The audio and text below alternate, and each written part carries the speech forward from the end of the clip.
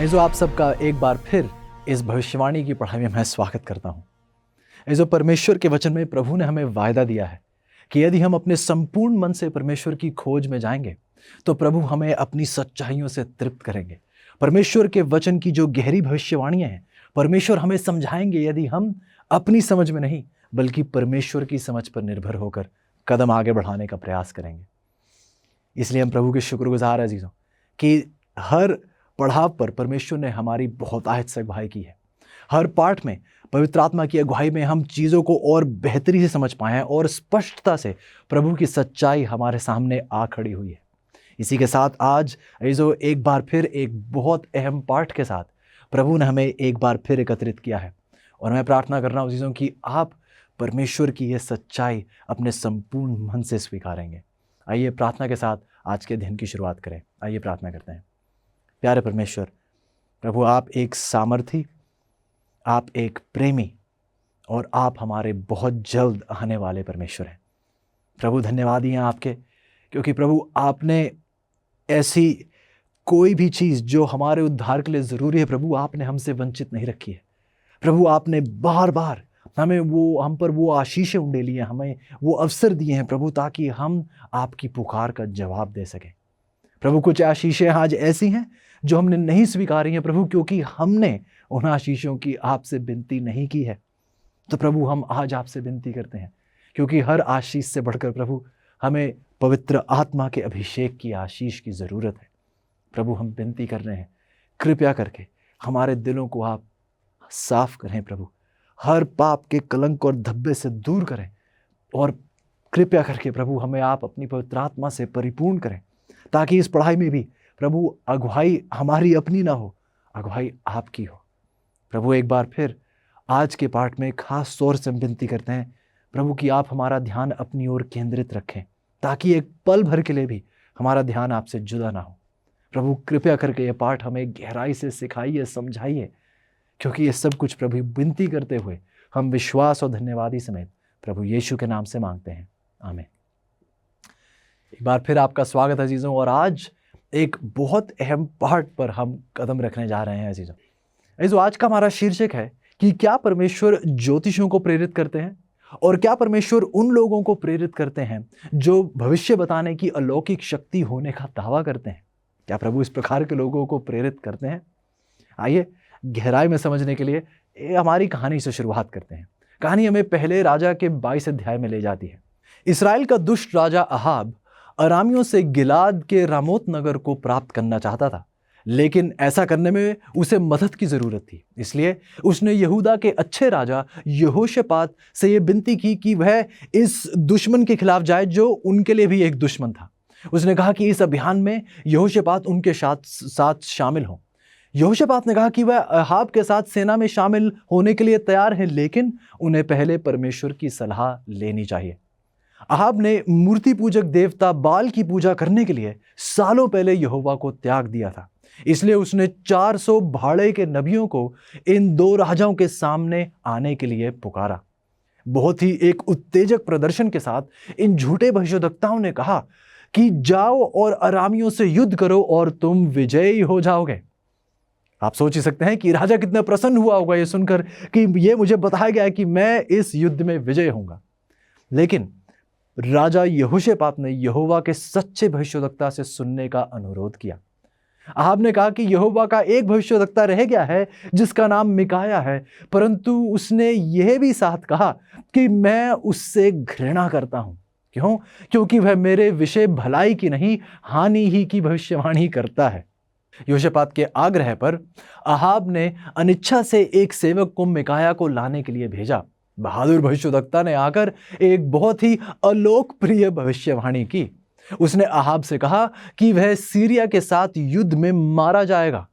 अब अहाब को एक कठिन निर्णय का सामना करना पड़ रहा था। गौर से सुनिएगा अजीजों, क्या उसे 400 भविष्यद्वक्ताओं पर विश्वास करना चाहिए जो उसे अच्छी बातें बता रहे हैं कि वह युद्ध में विजयी होगा, या फिर उसे परमेश्वर के उस एक अकेले भविष्यद्वक्ता पर विश्वास करना चाहिए क्योंकि वो परमेश्वर का वचन है। बाइबल हमें बताती है अजीजों यदि आप पढ़े पहले राजा की 22 की 28 में, बाइबल कहती है मिकाया ने कहा, यदि तू कभी कुशल से लौटे तो जान कि यहोवा ने मेरे द्वारा नहीं कहा। ऐसे हम देखते हैं कि भविष्यद्वक्ता ने उसे बहुत स्पष्ट रूप से बताया था राजा को कि जो मैं आपसे बता रहा हूं ये मेरे शब्द नहीं, ये यहोवा के कहे हुए शब्द हैं। और यदि आप उस जंग से सही सलामत लौट आएंगे तो आपको पता होगा कि ये परमेश्वर की ओर से नहीं था।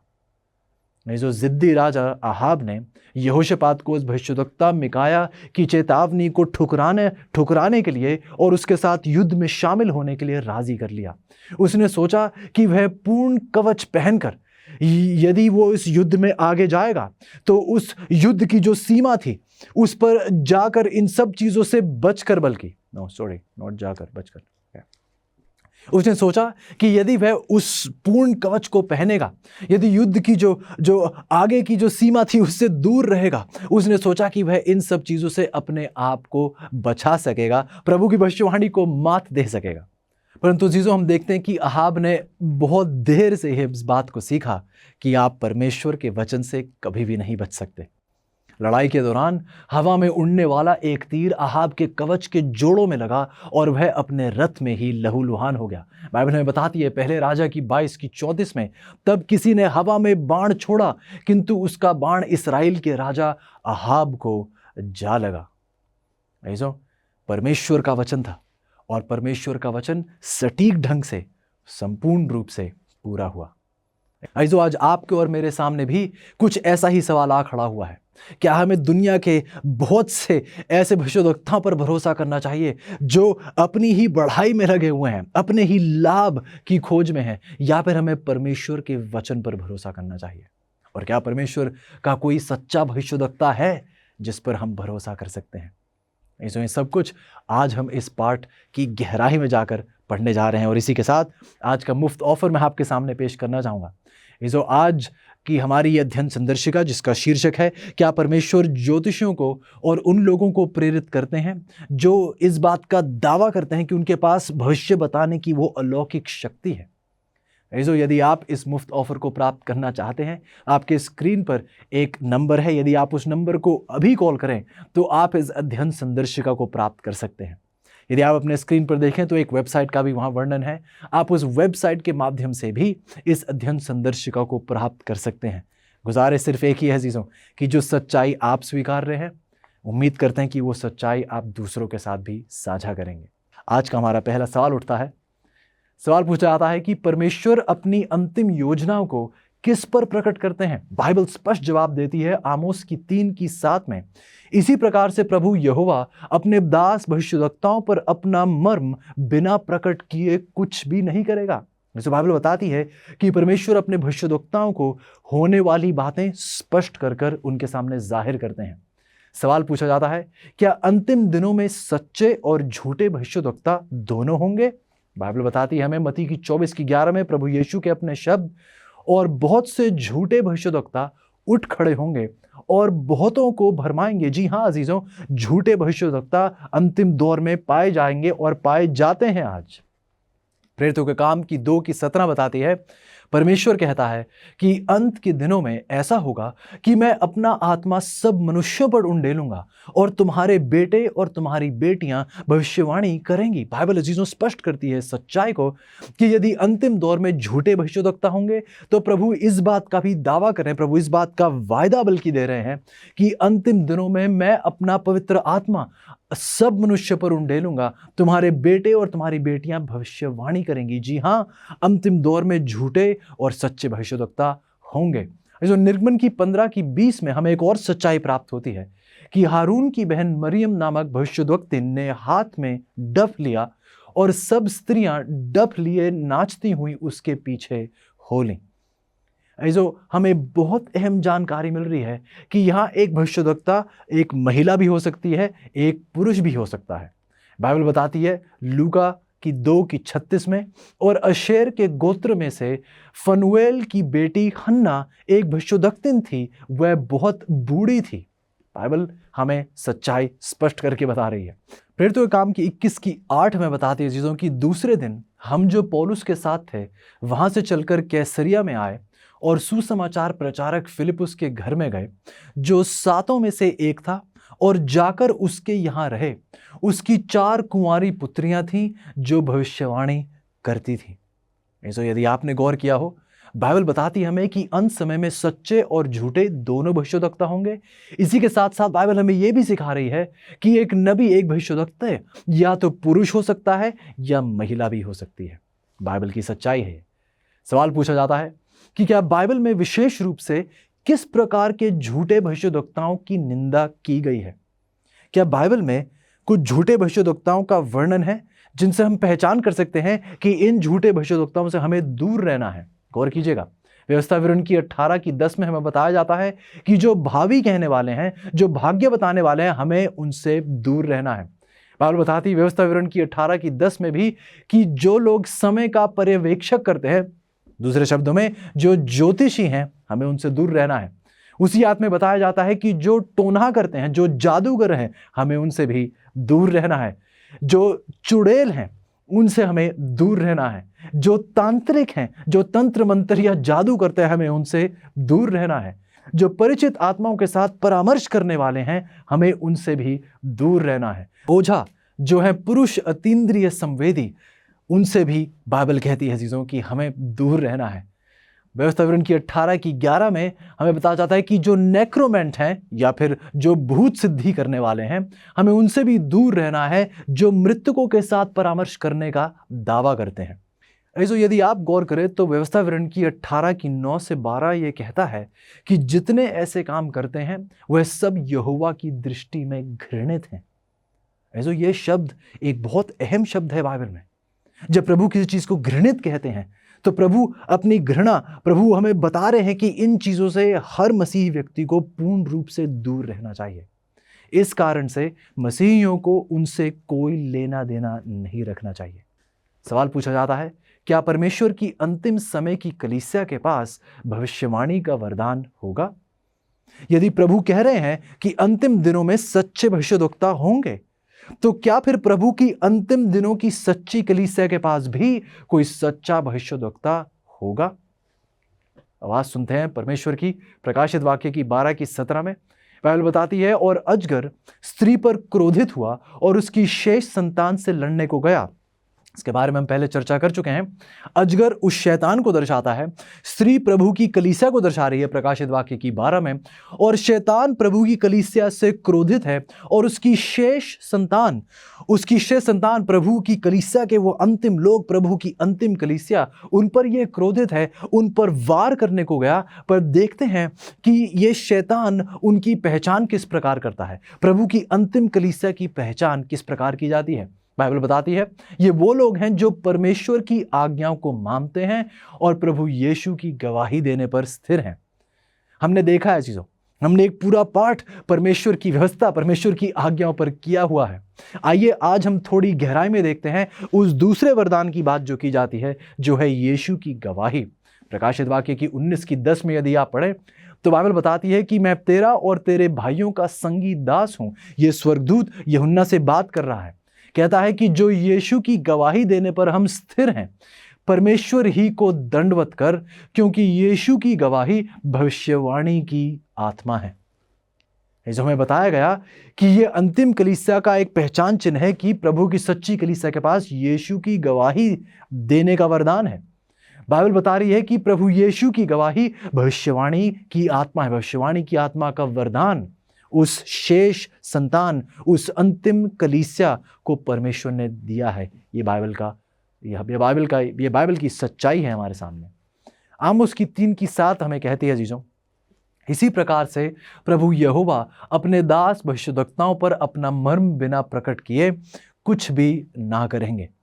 बाइबल हमें बता रही है जीजों एक बार फिर कि प्रभु के सच्चे भविष्यद्वक्ता हैं और प्रभु अपने सच्चे भविष्यद्वक्ताओं के सामने अपनी सच्चाई को स्पष्ट रूप से उनके सामने रखते हैं। जो बातें अभी होने वाली हैं प्रभु उन्हें पहले से समझाते हैं, इसलिए नहीं ताकि सिर्फ परमेश्वर की ताकत दिखाई जा सके, बल्कि इसलिए ताकि परमेश्वर अपने लोगों को जो चीज़ें आने वाली हैं उनके लिए तैयार कर सके। बाइबल बता रही है चीज़ हमें मलाकी की 4:5 में, देखो, यहोवा के उस बड़े और भयानक दिन के आने से पहले मैं तुम्हारे पास एलिया भविष्यद्वक्ता को भेजूंगा।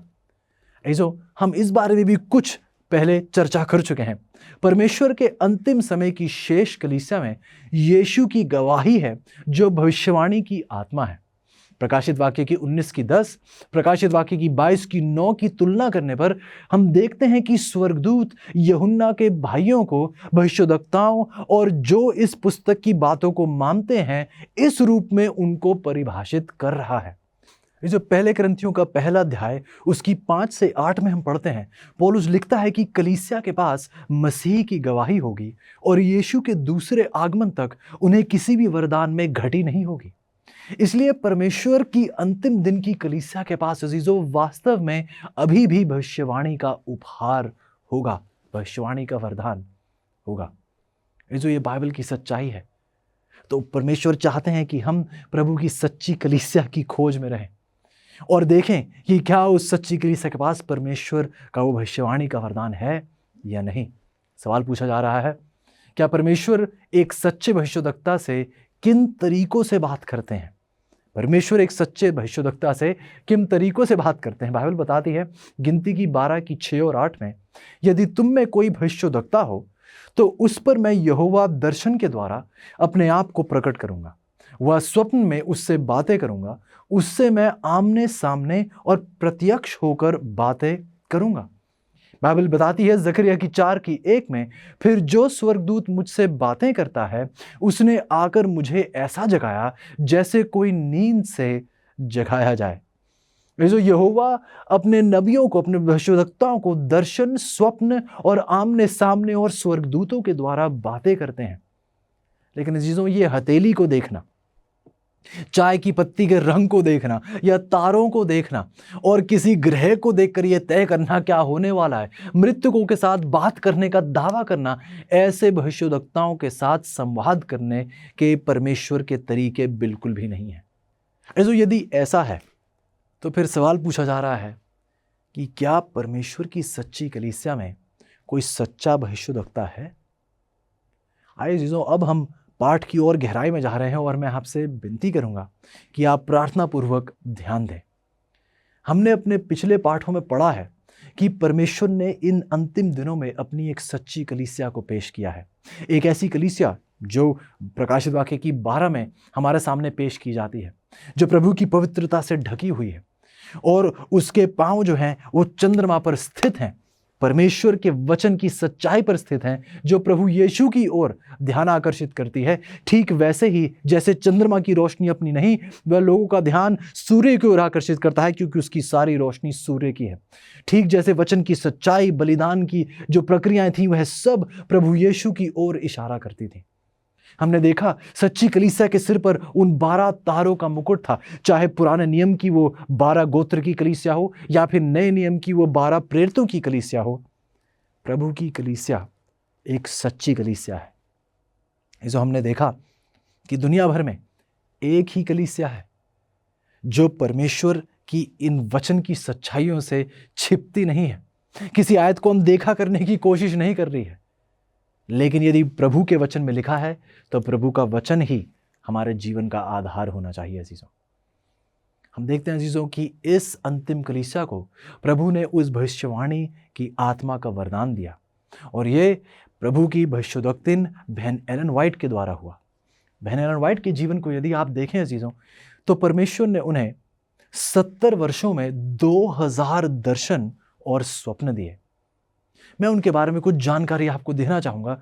जो एक दर्शन से ठीक पहले बहन एलन व्हाइट और कमरे में अन्य लोगों ने परमेश्वर की उपस्थिति की गहरी भावना का अनुभव किया था और जैसे ही दर्शन शुरू होता था तो बहन एलन व्हाइट अक्सर कहती थी महिमा, या कहती थी परमेश्वर की महिमा। इन शब्दों को कई बार वह दोहराती थी और परमेश्वर का दर्शन जो है प्राप्त करती थी।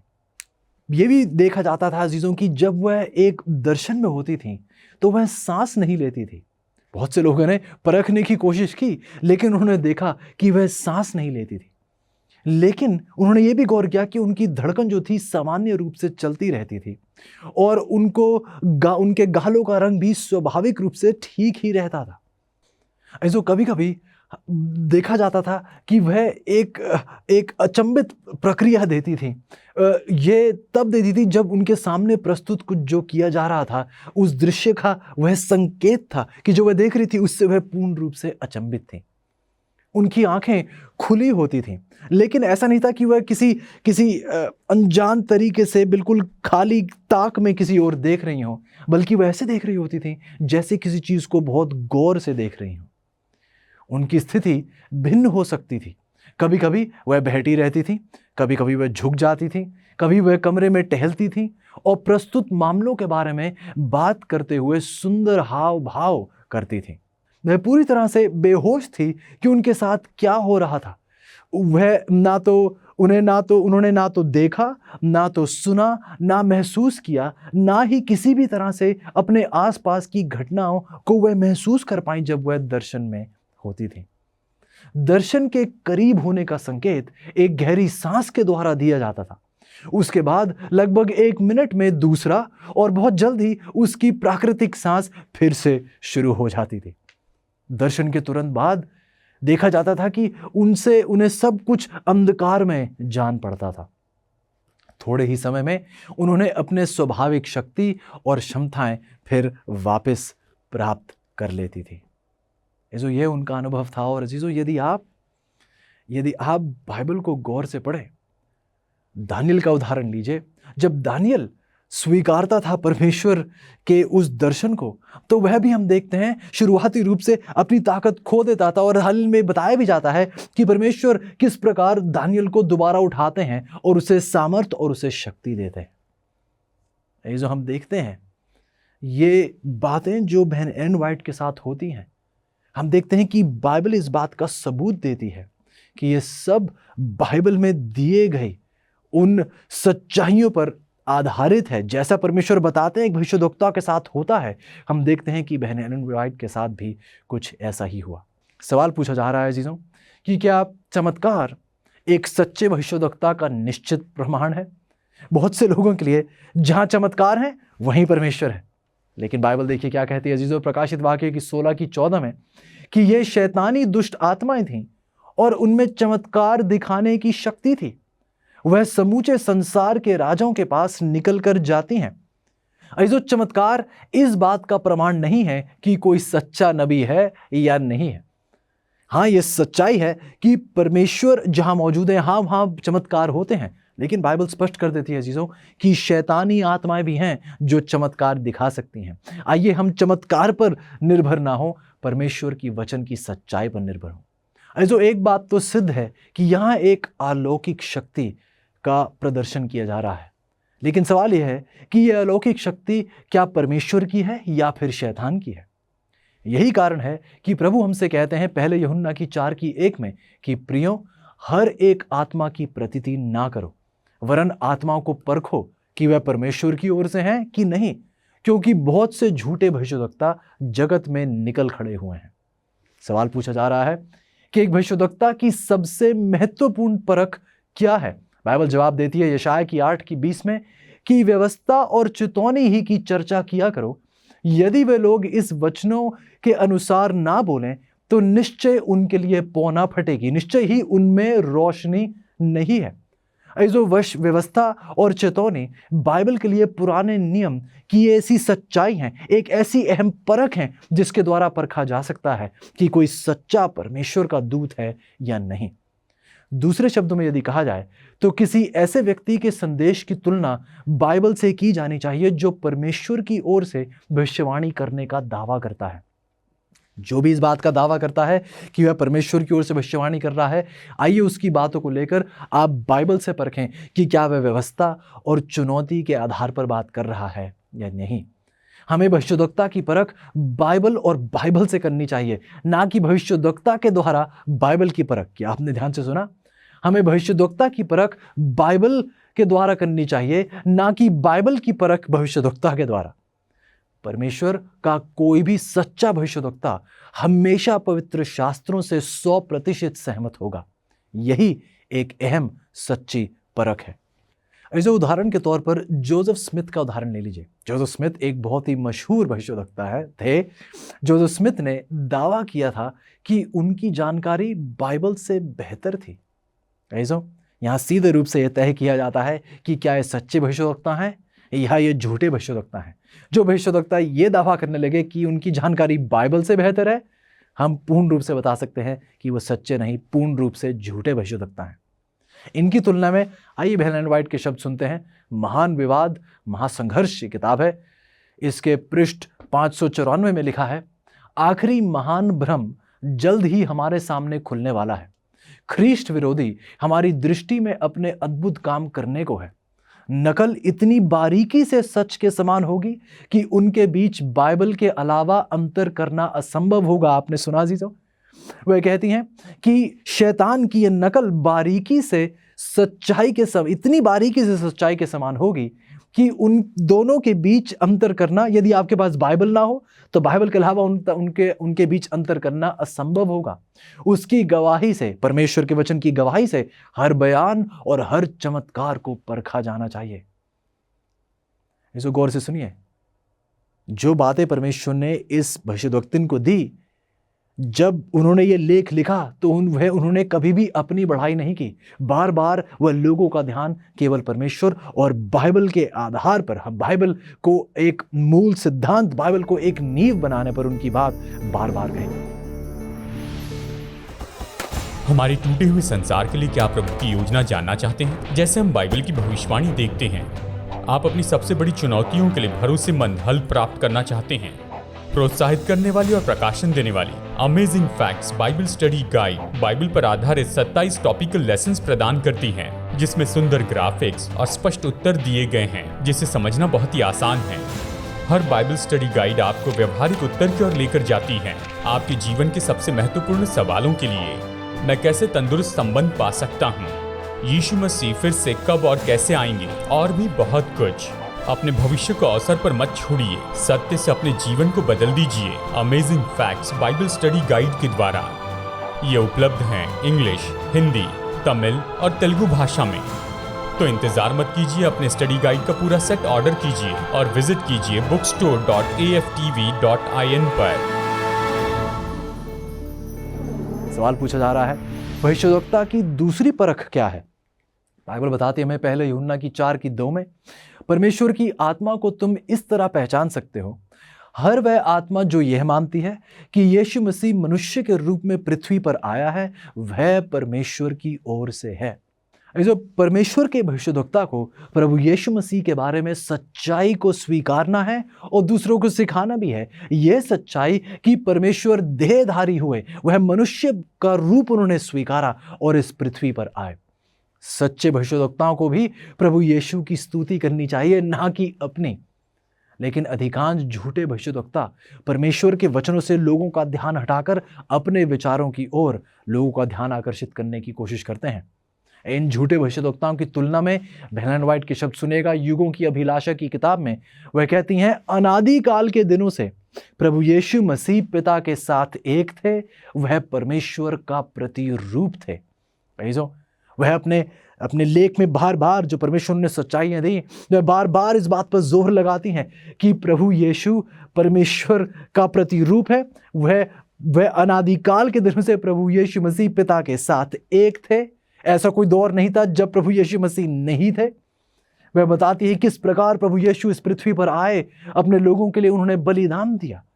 ऐसे वह प्रभु यीशु की स्तुति कर रही हैं, ना कि अपनी। सवाल पूछा जा रहा है, एक भविष्यद्वक्ता की तीसरी परख क्या है? बाइबल जवाब देती है हमें मत्ती की 7:16 में, उनके फलों से तुम उन्हें पहचान लोगे। ऐसे इसका मतलब यह नहीं है कि एक भविष्यद्वक्ता सिद्ध होगा मुकम्मल तरीके से, उसमें एक भी खामी नहीं होगी।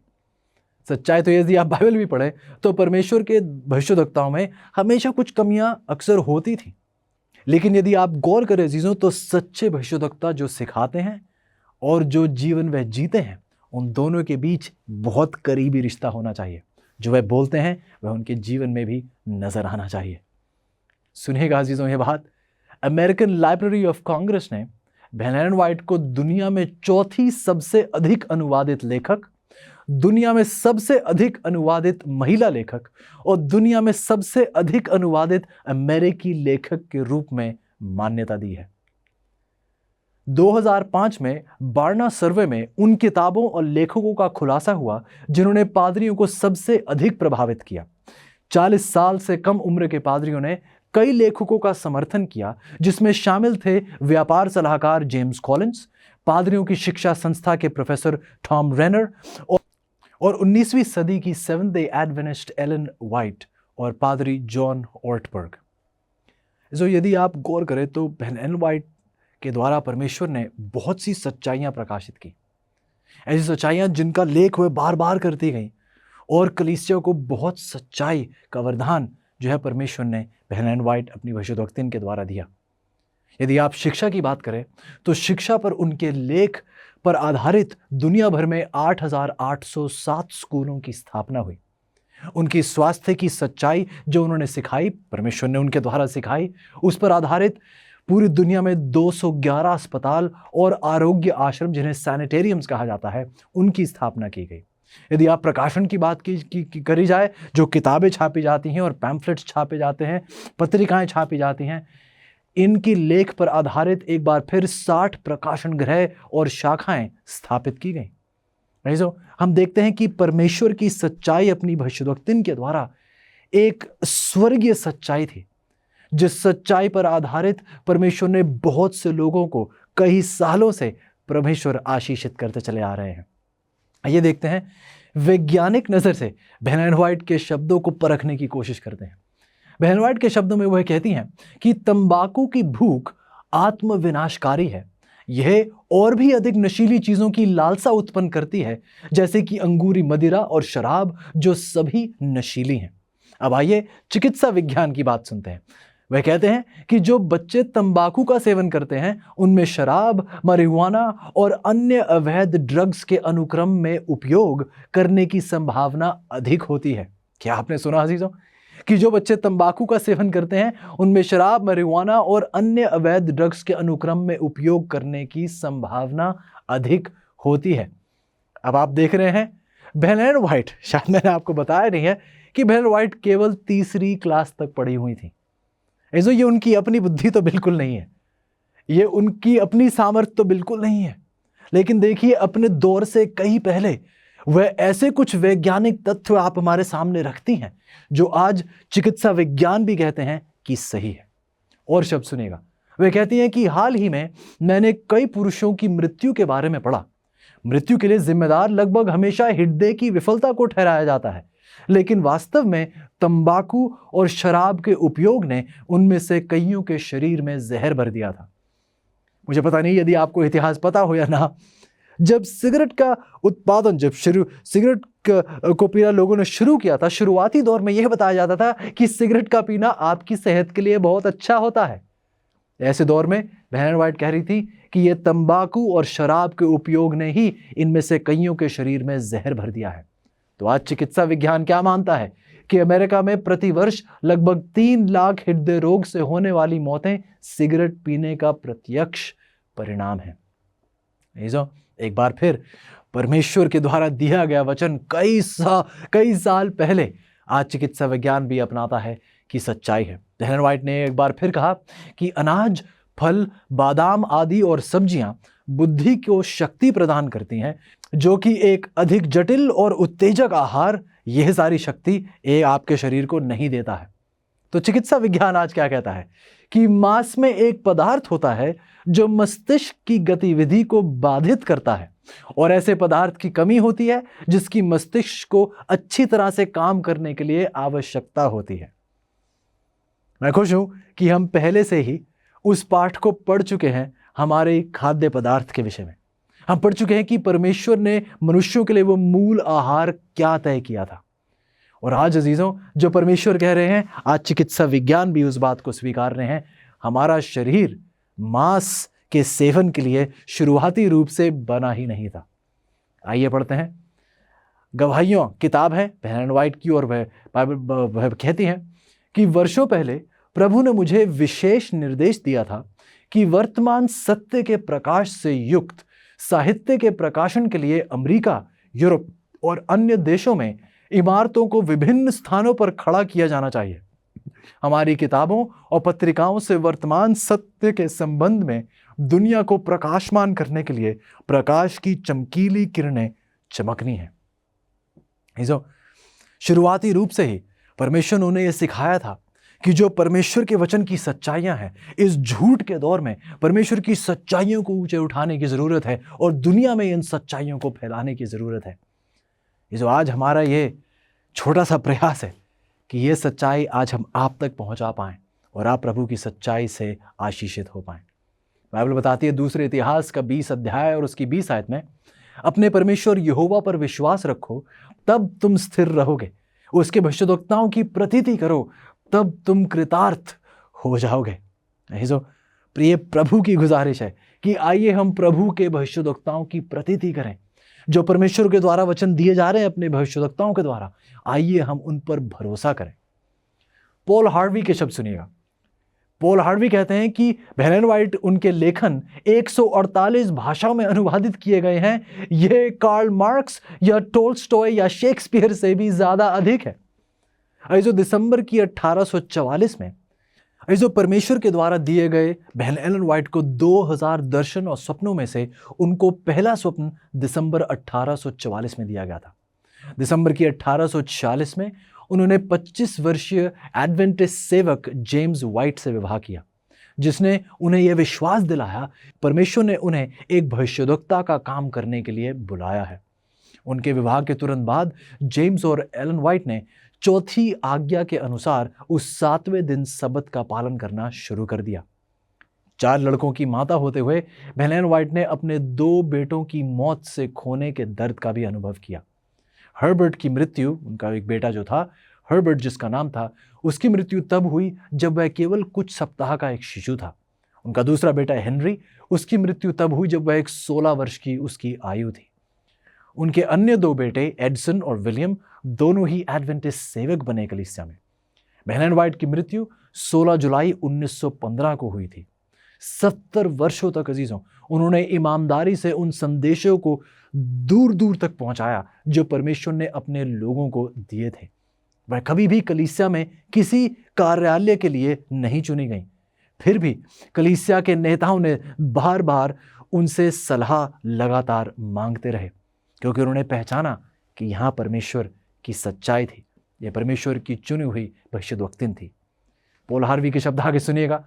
वह कहते हैं कि दुनिया केवल अब इष्टतम आध्यात्मिक और शारीरिक स्वास्थ्य के लिए उनके सुझाए गए, एलन व्हाइट के सुझाए गए नुस्खों की सराहना करने लगी है। एलन व्हाइट, आप उन्हें नहीं जानते, उन्हें जानिए। सवाल पूछा जाता है जी, भविष्यद्वक्ता की चौथी परख क्या होगी? बाइबल बताती है यिर्मयाह की 28:9 में, यदि उस भविष्यद्वक्ता का संदेश सच घटित होता है तो लोग समझ सकते हैं कि सत्य ही वह यहोवा द्वारा भेजा गया है। ऐसो एक सच्चा नबी झूठी भविष्यवाणी नहीं करेगा।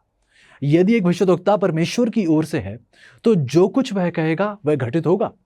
हालांकि केवल सटीकता ही किसी व्यक्ति को एक सच्चे नबी के रूप में योग्य नहीं बनाती है।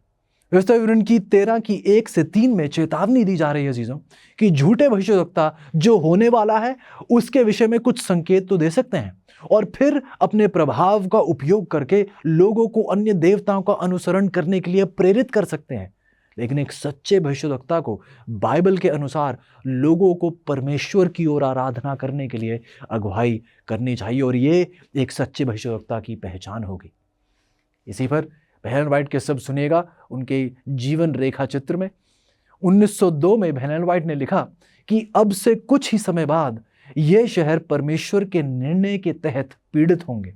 सैन फ्रांसिस्को और ऑकलैंड सदोम और अमोरा का रूप ले रहे हैं और यहोवा का प्रकोप उन पर पड़ेगा।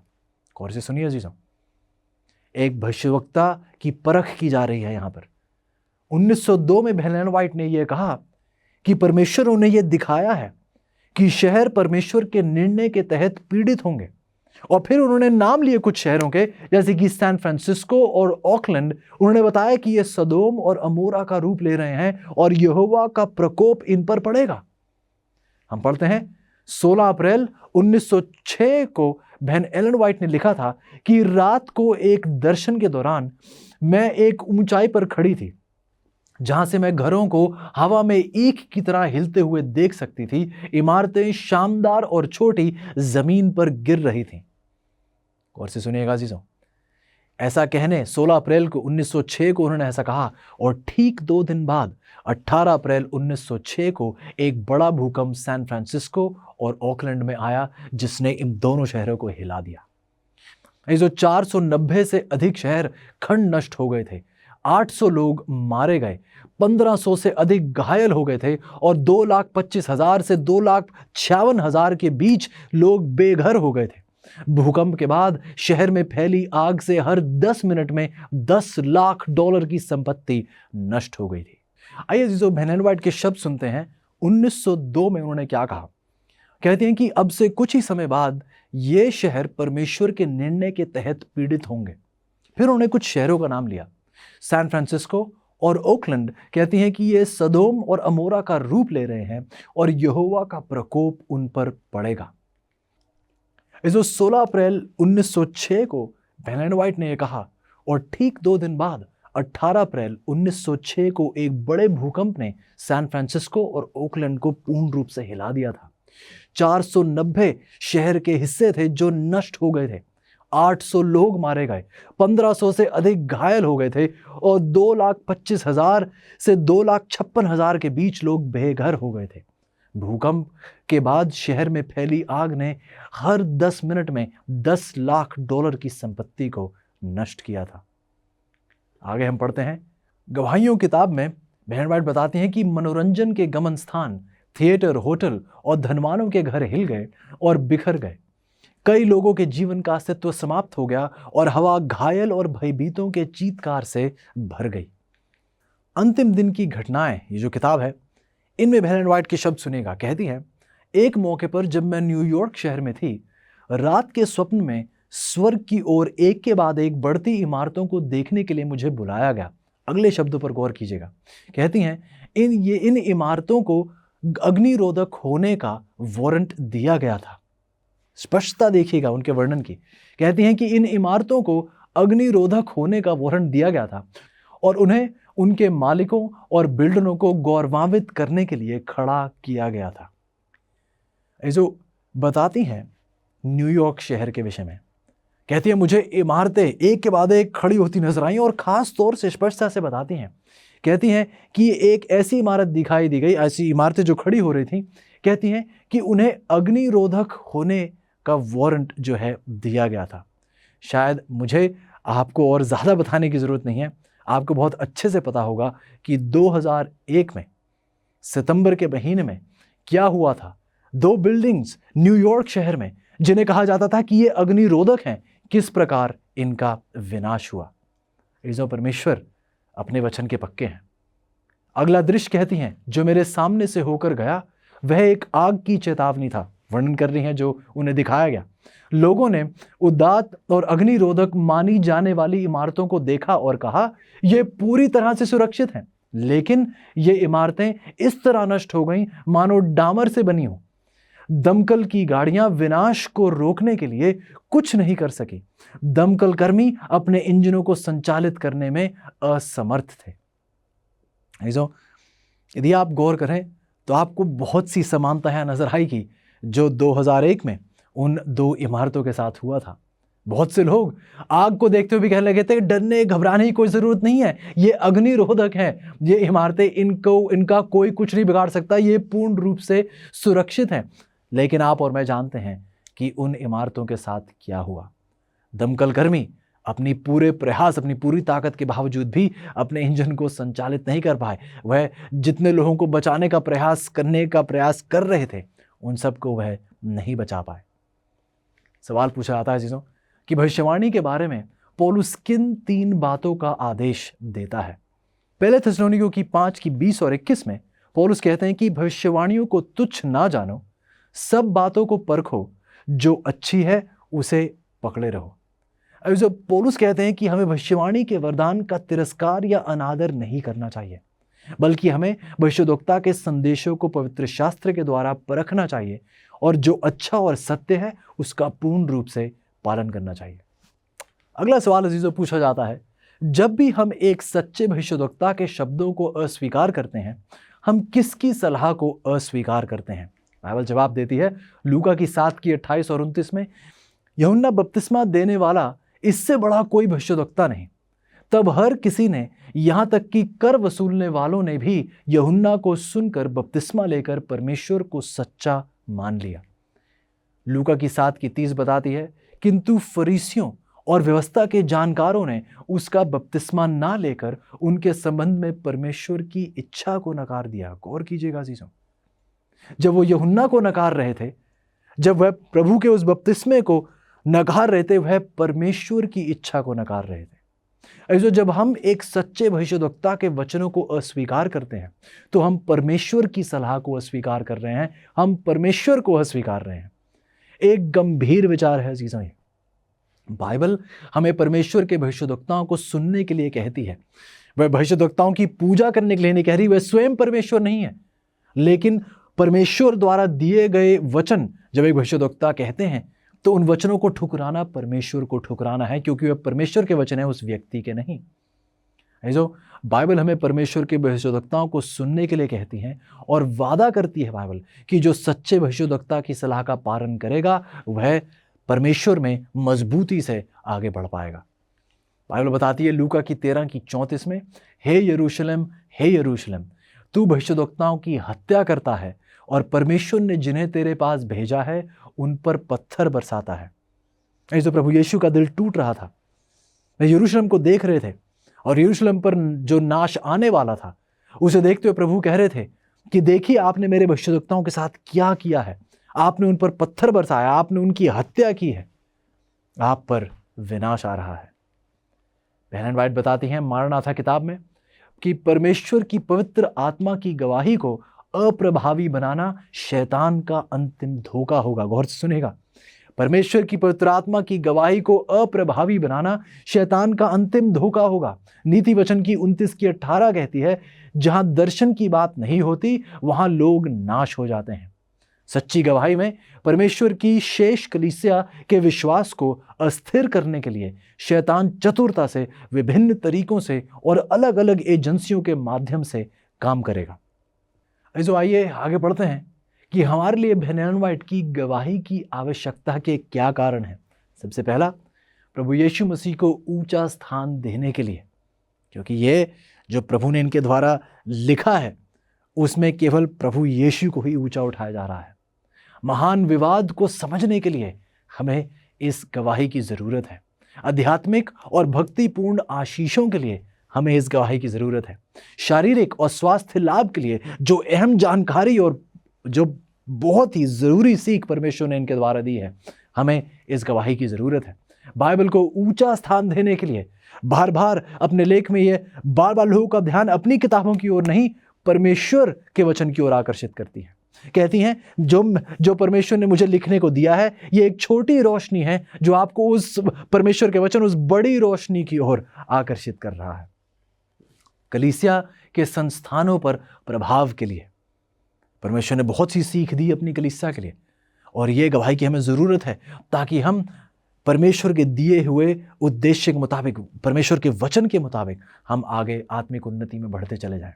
और भविष्यवाणियों के लिए, जो भविष्यवाणियाँ परमेश्वर ने अपने भविष्यवक्तन के द्वारा की हैं वह पूर्ण रूप से सत्य और खरी उतरी हैं। तो अजीजों आज आपका जवाब क्या होगा? क्योंकि परमेश्वर अभी भी भविष्यवक्ताओं के माध्यम से बोलते हैं, और क्योंकि एक सच्चे भविष्यवक्ता के शब्द आपके लिए यीशु की व्यक्तिगत गवाही है, क्या आप इन नवीन भविष्यवक्ताओं को बाइबल के द्वारा परखने और पवित्र शास्त्र की शिक्षा से सहमत लोगों की सलाह का पालन करने के लिए तैयार है?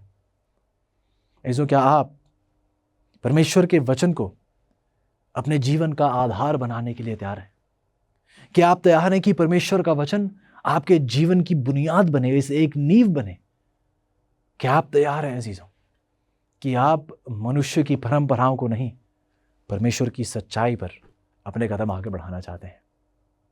अजीजों आज का पाठ बहुतों के लिए बहुत कठिन होगा, लेकिन मेरी आपसे यही विनती है, आइए इस सच्चे भविष्यवक्ता बेन एलन व्हाइट को आप लें, इनके लेख को आप पढ़ें, परखें, बाइबल से तुलना करें, देखें कि क्या बाइबल को ऊंचा उठाया जा रहा है या किसी व्यक्ति को ऊंचा उठाया जा रहा है, झूठ का प्रकाशन किया जा रहा है या सच्चाई को बढ़ोतरी दी जा रही है। आप तय करिए परमेश्वर के साथ। यदि आप तैयार हैं अजीजों, हर भविष्यवक्ता को बाइबल के सिद्धांतों के द्वारा परखने के लिए, तो आइएगा मेरे साथ प्रार्थना करते हैं। प्यारे परमेश्वर, प्रभु हम बहुत धन्यवादी हैं कि प्रभु आपने हमें अपने वचन की सच्चाई और अंधकार के दौर में वचन की रोशनी दी है प्रभु, ताकि हमारे कदम डगमगाए ना, ताकि हम स्थिर और दृढ़ रूप से आपके साथ चलते हुए पाए जाएं। प्रभु धन्यवादी हैं क्योंकि आपने आज एक बहुत ही अहम सीख हमें दी है। जी हाँ प्रभु, हम देखते हैं कि दुनिया में बहुत से झूठे भविष्यवक्ता हैं, लेकिन हम शुक्रगुजार हैं प्रभु कि आपने अपनी सच्ची कलीसिया को एक सच्ची भविष्यवक्तिन दी है।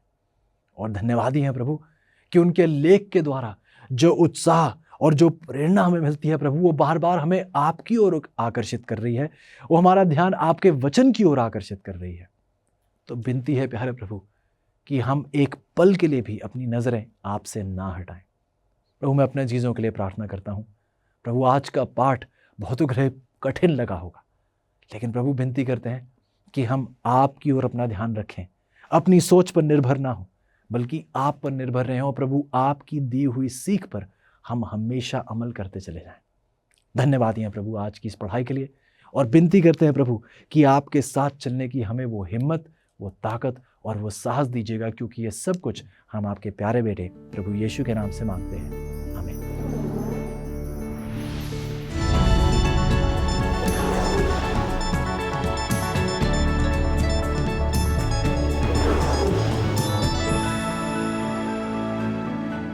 हेलो दोस्तों, हम यहाँ फिलीपींस में हैं। हम यहाँ पर वॉल्केनो और इस झील को देख रहे हैं। ये तो पूरी दुनिया में ज्योग्राफी के लिए एक बहुत ही महत्वपूर्ण जगह है। एक बात है कि एक समय ये तो पूरी दुनिया में सबसे बड़ा वॉल्केनो होता था, और फिर ये एक और झील है जहाँ पर एक और वॉल्केनो है, जिसमें एक और छोटी झील है और उसमें एक छोटा सा टापू भी है। 1500 की सदी से ये वॉल्केनो तो लगभग 6 बार बड़े रूप में फटकर आया, और यहाँ तक कि 1911 में ऐसा eruption हुआ जिसके कारण 1300 लोग मर गए, जो इसके धुएं और राख के कारण इतने लोग मर गए। और इस झील के कारण सुनामी भी आई है, और इस झील के आसपास के सारे गांवों को उसने नाश कर दिया। सच में देखा जाए तो ये पूरे फिलीपींस में ऐसा क्षेत्र है जिस पर सबसे ज्यादा गौर किया जाता है। इस वॉल्केनो को हमेशा देखा जाता है, और उन्होंने ये पाया कि सन 2006 में इस तरह से दिखाई दिया कि पानी का तापमान बढ़ती जा रहा है और साइस्मिक एक्टिविटी बढ़ गई है। दूसरे शब्दों में वो जानते हैं कि ये वॉल्केनो एक टाइम बम के जैसे है और फटने को तैयार है। पर ये बात बहुत ही दिलचस्प है, क्योंकि ये जगह तो साइस्मिक एक्टिविटी के लिए बड़ी जगह है, लेकिन इस सच्चाई के साथ ही जैसे वैज्ञानिक जानते हैं कि किसी न किसी दिन ये फट जाएगा। ये एक टूरिस्ट डेस्टिनेशन है, जमीन के लिए लोग लड़ते हैं, वो पागलों जैसा निर्माण कर रहे हैं और इस विनाश के ऊपर बैठना चाहते हैं। इस कारण हम सोचते हैं कि परमेश्वर ने अपने वचन में हमें इतनी चेतावनी दी है कि ये संसार खत्म हो जाएगा और यीशु मसीह आएंगे और पूरा आकाश बड़ी आवाज के साथ चला जाएगा। गर्मी के कारण सब तप्त होकर पिघलेगा।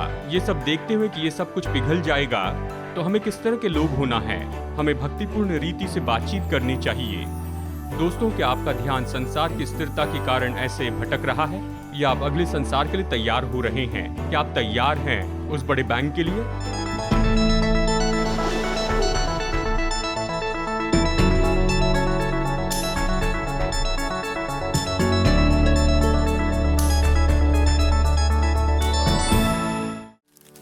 सुंदर होते हैं, और क्या यह आश्चर्यजनक नहीं है कि पेड़ बनाने के लिए आवश्यक सब कुछ एक छोटे से बीज के अंदर पाया जा सकता है?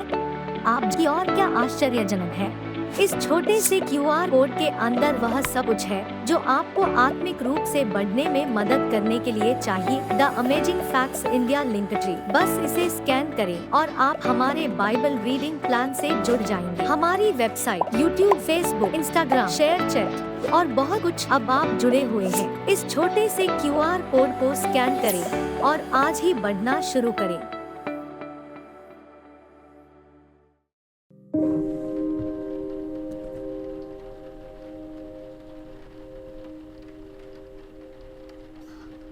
और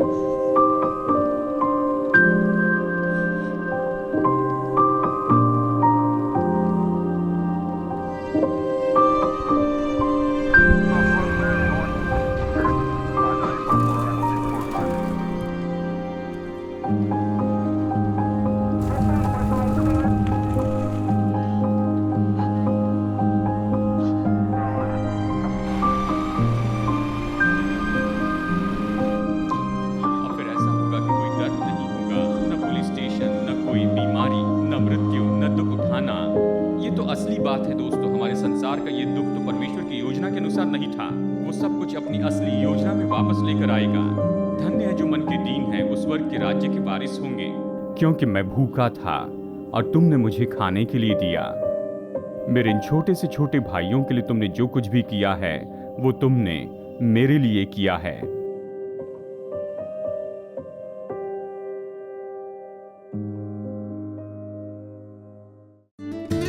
क्या आपके बच्चों को मज़ा करना पसंद है? मुझे तो है।